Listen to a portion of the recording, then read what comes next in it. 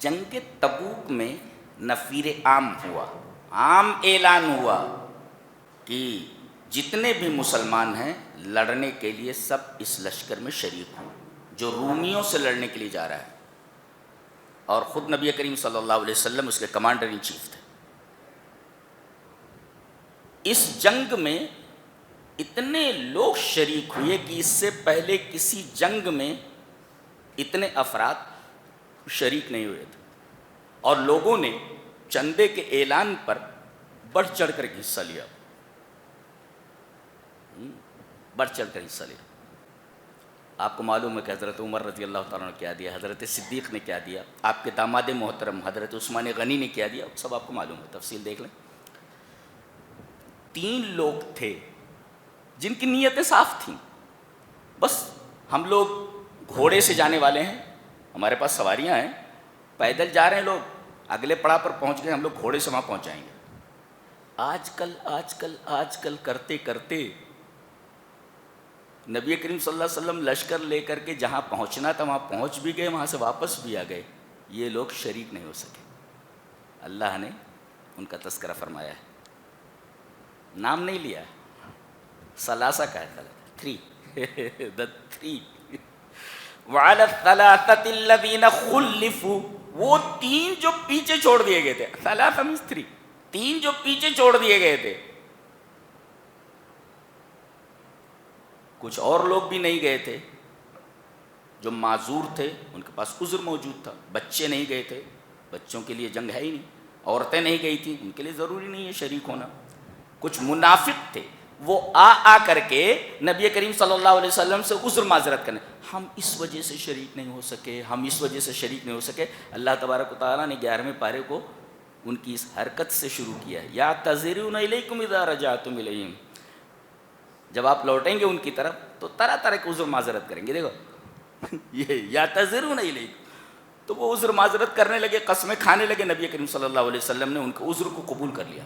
لیکن یہ 3 جو تھے، ان میں کون کون تھے؟ حضرت کعب ابن مالک رضی اللہ تعالیٰ عنہ، حضرت ہلال ابن امیہ، اور تیسرے مرارہ ابن ربیع، یہ 3 لوگ تھے، انہوں نے کوئی عذر بھی نبی کریم صلی اللہ علیہ وسلم کے پاس آ کر پیش نہیں کیا، یہ کہا کہ اللہ کے رسول ہم سے غلطی ہو گئی، ہم کوئی عذر نہیں پیش، ہم کوئی ایکسکیوز نہیں کریں گے، ہمارے پاس کوئی ایکسکیوز نہیں، جیسا دوسرے لوگوں نے کیا ہے، ہم سے غلطی ہوئی، ہم اپنی غلطی کو مانتے ہیں۔ نبی کریم صلی اللہ علیہ وسلم نے اعلان فرما دیا کہ ان تینوں کا سوشل بائیکاٹ کیا جائے، ان سے کوئی بات نہیں کرے گا۔ تو حضرت ہلال ابن امیہ اور حضرت مرارہ ابن ربیع یہ اپنے گھر میں بیٹھ گئے اور خالی روتے تھے، صرف روتے تھے۔ کعب ابن مالک جو ہے وہ کہتے تھے کہ میں گھر میں نہیں بیٹھا، میں مسجد میں آتا تھا اور مسلمانوں کے ساتھ نماز پڑھتا تھا، کسی کو سلام کرتا تو کوئی سلام کا جواب بھی نہیں دیتا تھا، میں نبی کریم صلی اللہ علیہ وسلم کے چہرے کی طرف دیکھتا تو میں سوچتا کہ میرے سلام پر نبی کریم صلی اللہ علیہ وسلم کے ہونٹ ہلے ہیں کہ نہیں، اور نبی جب ان کی طرف دیکھتے اور یہ دیکھنے لگتے تو نبی اپنا چہرہ پھیر لیتے تھے۔ اللہ اکبر، حالت یہ ہو گئی تھی، حتی اذا ضاقت علیہم الارض بما رحبت وضاقت علیہم انفسہم، زمین باوجود کہ کشادہ تھی ان کے اوپر تنگ ہو گئی اور ان کی جانیں ان کے اوپر تنگ ہو گئی۔ یہ دیکھیں مجھے بتا دو، زمین کشادہ ہونے کے باوجود تنگ ہو گئی، ارے نبی بات نہیں کر رہا ہے، صحابہ بات نہیں کر رہے ہیں، کیا گزر رہی ہوگی؟ نبی کریم صلی اللہ علیہ وسلم کی طرف یہ دیکھتے تھے کہ آپ کے ہونٹ ہلے کہ نہیں سلام کا جواب دینے پر، مایوس ہو گئے۔ وَظَنُّوا أَلَّا مَلْجَأَ مِنَ اللَّهِ إِلَّا إِلَيْهِ، اور انہوں نے یقین کر لیا کہ اللہ کی طرف سے کوئی پناہ گاہ نہیں ہے مگر اسی کی طرف۔ اللہ، 40 دن تک ان کے ساتھ یہی معاملہ رہا، مضت 50 لیلہ ثم جاءت التوبہ، یعنی 40 دن گزر گئے، 40 دن جب گزر گئے تو ایک اور آرڈر آیا، کعب ابن مالک کے پاس نبی کریم صلی اللہ علیہ وسلم کا ایک قاصد آیا، کہا کہ اللہ کے رسول تمہیں حکم دے رہے ہیں کہ اپنی بیوی کو چھوڑ دو، الگ ہو جاؤ، اپنی بیوی سے الگ ہو جاؤ۔ کعب بن مالک نے کہا افاطلقها، طلاق دے دوں؟ وماذا افعل، اگر رسول یہ فرمائیں کہ میں اسے طلاق دے دوں، طلاق دے دیتا ہوں ابھی۔ اللہ، کیا پیار تھا انہیں ایمان سے، اسلام سے، دنیا کی ساری محبتیں ہیج تھی رسول کی محبت کے سامنے۔ آج لوگ یہ پوچھتے ہیں کہ رسول کی محبت اور دنیا کی محبت کیسے غالب ہوتی ہے؟ یہ دیکھو یہاں بتایا گیا کہ کیسے غالب ہوتی ہے۔ نبی کریم صلی اللہ علیہ وسلم فرمائے ان سے کہو کہ اپنی بیوی سے الگ ہو جائیں۔ حضرت کعب نے کہا افاطلقها، طلاق دے دوں؟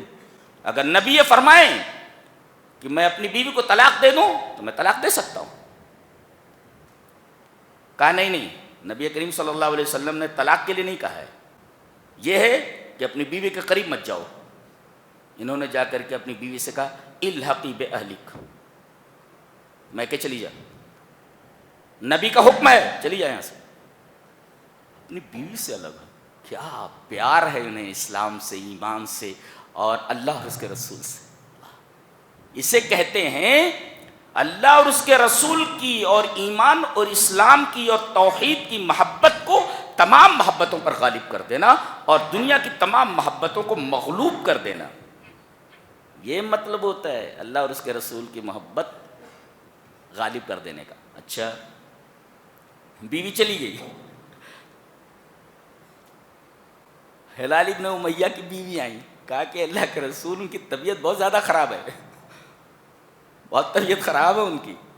ایک تو وہ ادھیڑ عمر کے ہیں، بوڑھے ہیں، اور شیخ ضائع لیس لہ خادم، ان کی خدمت کرنے والا کوئی نہیں ہے۔ اللہ کے رسول بیمار ہیں تو حل تکرہ ان اخدمہ، وہ دیکھو آدمی ہے، وہ مرد ہے، عورت دیکھو کتنا پیار کر رہی ہے اللہ اور اس کے رسول سے،